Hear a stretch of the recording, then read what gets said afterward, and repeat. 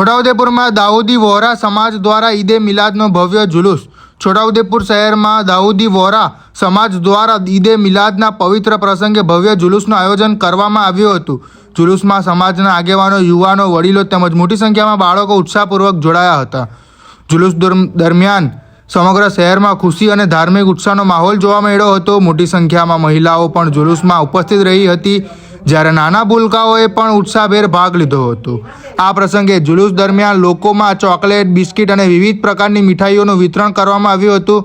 બાળકોમાં મીઠાઈ અને ચોકલેટ મેળવવાનો ખાસ ઉત્સાહ જોવા મળ્યો હતો। ઈદે મિલાદના આ જુલુસ દ્વારા સમાજમાં એકતા, ભાઈચારો, શાંતિ અને સૌહાર્દનો સુંદર સંદેશ આપવામાં આવ્યો હતો। સમગ્ર જુલુસ શાંતિપૂર્ણ અને ઉત્સાહભર્યા વાતાવરણમાં સંપન્ન થયો હતો। રિપોર્ટર આફતાબ બલોચ દ્વારા છોટાઉદેપુર।